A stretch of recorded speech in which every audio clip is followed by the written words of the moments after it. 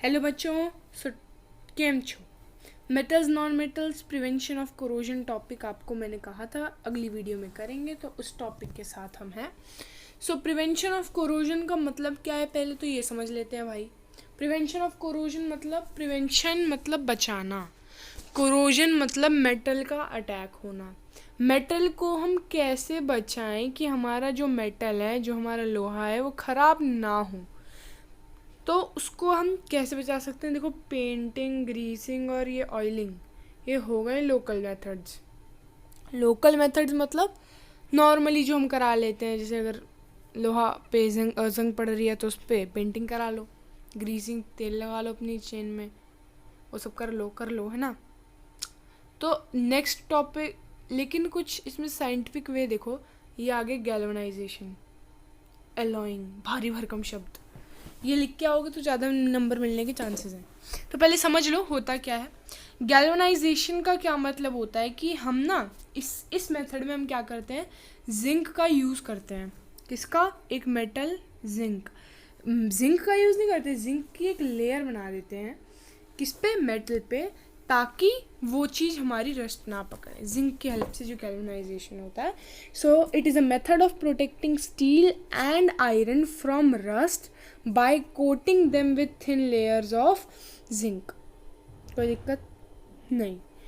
एक चीज़ में देखो, जो हमारा गैल्वेनाइज्ड आर्टिकल होता है, मतलब जो हमारा सब्सटेंस जिस पे हमने जिंक की लेयर लगाई है, जब जिंक की कोटिंग हट भी जाती है ना उसमें से, जिंक की कोटिंग हट भी जाती है उसमें से, फिर भी वो रस्ट से प्रोटेक्टेड होता है।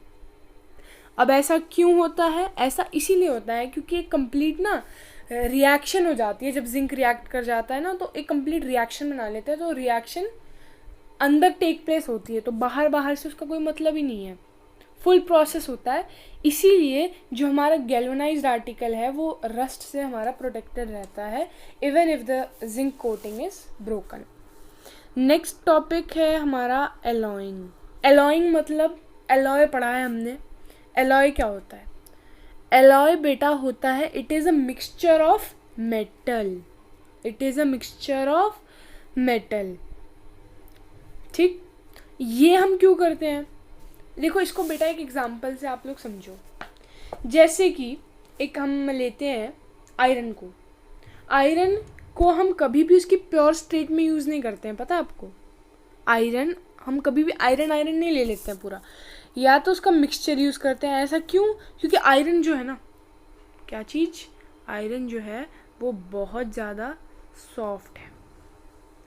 अब हमें उसको सॉफ्ट करना है, तो उसको हार्ड करना है, तो उसमें हम क्या करेंगे? उसमें हम कुछ ना मिला देते हैं। क्या? मिक्सचर मिला देते हैं, ताकि वो एक एलॉय बन जाए और स्टेनलेस स्टील बन जाए। आयरन में हम निकल और क्रोमियम है, ये Cr मतलब क्या होता है पता है ना? Cr क्रोमियम और निकल Ni, इन दोनों को मिक्स कर देते हैं, तो ये हमारा स्टेनलेस स्टील बन जाता है। और ये क्या करता है? ये एक हार्ड सब्सटेंस है, हार्ड सब्सटेंस। ठीक है, ये हमारा हार्ड सब्सटेंस हो गया। तो निकल क्रोमियम हो गया। नेक्स्ट हम देखते हैं इसमें।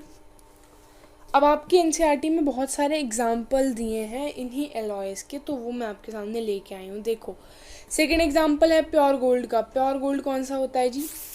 24 कैरेट का गोल्ड इज़ वेरी प्योर। ये ना बहुत ज़्यादा सॉफ्ट होता है। इसके सॉफ्ट होने की प्रॉपर्टी की वजह से हम इसको ज्वेलरी के लिए यूज़ नहीं कर सकते हैं।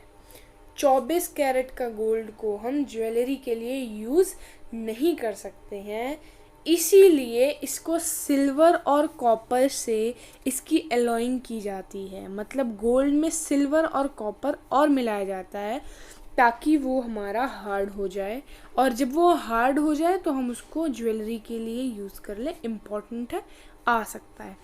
देखो, ये एलॉयज़ के नाम तो तुम्हें याद करने पड़ेंगे, इसमें तो कोई दिक्कत नहीं होनी चाहिए मेरे हिसाब से, क्योंकि ये आएंगे। ठीक है, आगे चलते हैं। तो ये है हमारा, ये देखो, electrical conductivity and melting point जो होता है ना एक एलॉय का। किसका? एलॉय का। वो हमेशा, सुन लो, इलेक्ट्रिकल कंडक्टिविटी, इलेक्ट्रिसिटी कंडक्ट करने की क्षमता और उसका मेल्टिंग पॉइंट हमेशा हमारे प्योर मेटल से कम होता है।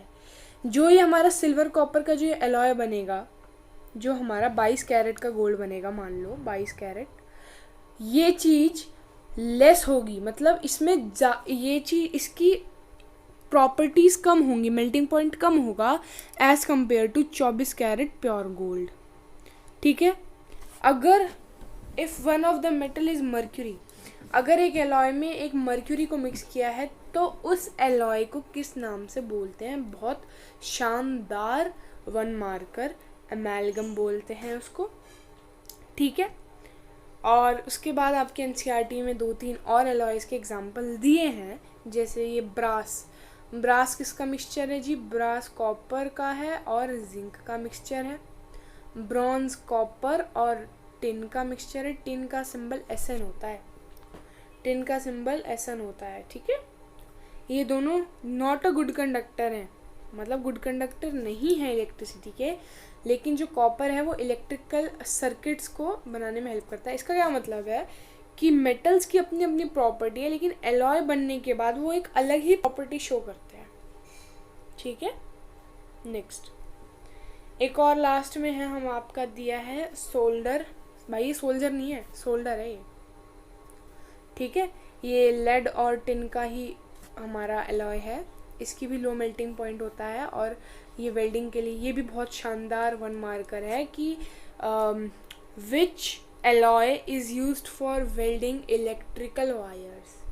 उसका आंसर है solder. Which alloy is used for which metal is used for making electric circuit? Copper. ठीक है। नेक्स्ट, अब ये चैप्टर हमारा यहाँ पे होता है ख़त्म। तो अब हम डिस्कस कर लेते हैं इसके इन टेक्स्ट क्वेश्चन। राइमिंग बन गई। तो इन टेक्स्ट क्वेश्चन ये है पेज नंबर 50 के, फिर कहोगे अपलोड नहीं हुए। पेज 50 के इन टेक्स्ट क्वेश्चन है। Define the following terms. Mineral, mineral क्या है? Mineral the things that can be extracted from earth crust, earth crust वाला लिखोगे, और प्रॉफिटेबल वाला लिखोगे। गैंग्स, भाई गंजू नहीं है, ये गैंग्स है। ठीक है, इसको गैंग करते हैं। सो इसका क्या है कि ये इम्प्योरिटीज़ हैं। क्या है ये? इम्प्योरिटीज़।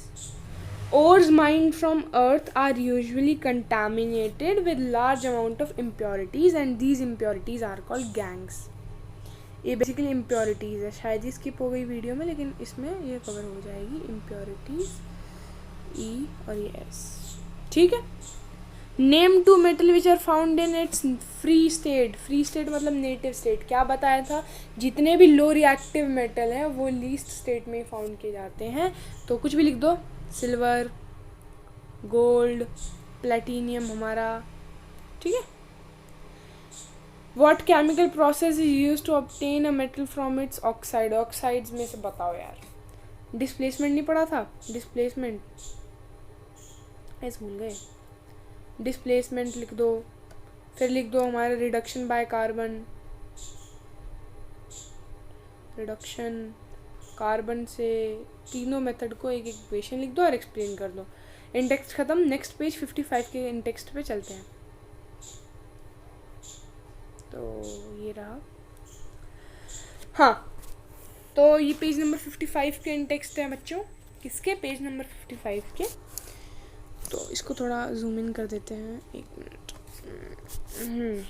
तो question, metallic oxides of zinc, magnesium and copper were heated. ये डिस्प्लेसमेंट रिएक्शन है यार। देखो, जिंक से जिंक डिस्प्लेस हो पाएगा? Win which case displacement. ठीक है, डिस्प्लेसमेंट निकालना है। जिंक से जिंक नो रिएक्शन। मैग्नीशियम और जिंक में देखो कौन पहले आता है। पूरी सीरीज लिखूँ क्या? केदारनाथ का, माली, आलू, ज़रा, फीकें, पकाता, एक लाइन डाल दो, है, कोट है आपका। ठीक है, ये जी है। तो देखो, जिंक ऊपर है, कैल्शियम ऊपर है। कैल्शियम ऊपर है मतलब इधर रिएक्शन होगी। रुको, NNY कॉपर के साथ होगी, कॉपर के साथ भी नहीं होगी, मैग्नीशियम ऑक्साइड के साथ नहीं, मैग्नीशियम तो होगा ही नहीं, कॉपर Mg ऊपर आता है, ये भी नहीं होगा, कॉपर और जिंक ये होगा, ये भी होगा और ये नहीं होगा, ठीक है, ये तो कर ही लोगे।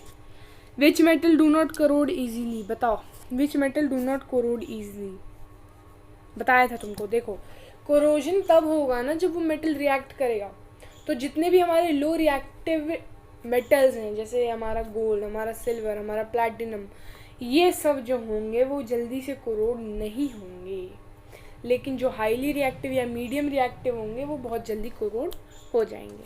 व्हाट आर एलॉयज बच्चों? Alloys are the mixture of metal, it is a homogeneous mixture. एक दो एलॉयज के एग्जाम्पल ठोक दोगे और ये हमारा इंटेक्स्ट भी खत्म।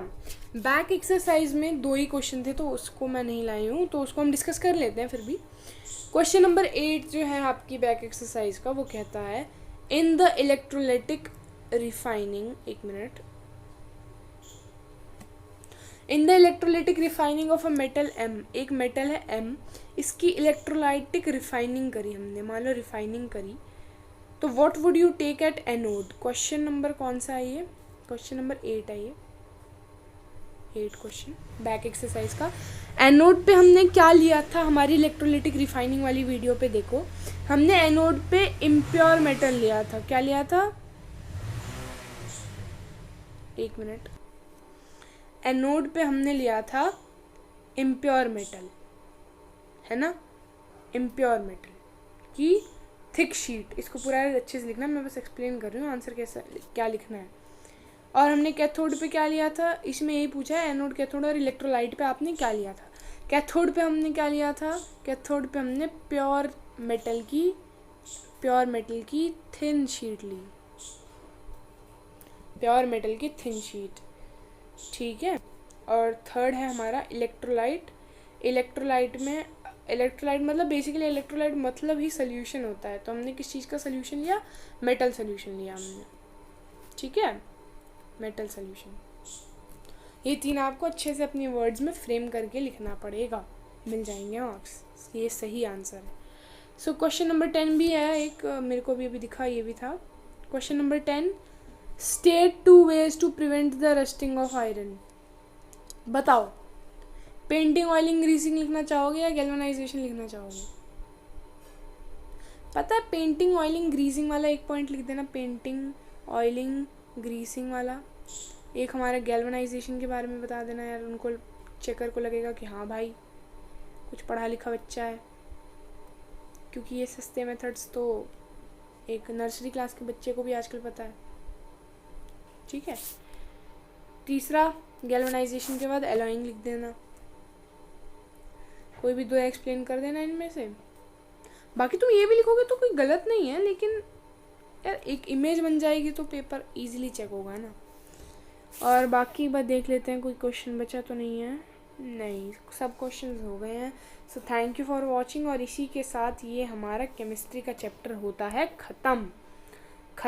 अब हम नया चैप्टर कौन सा शुरू करें, कमेंट बॉक्स में मैसेज करो। Thank you guys.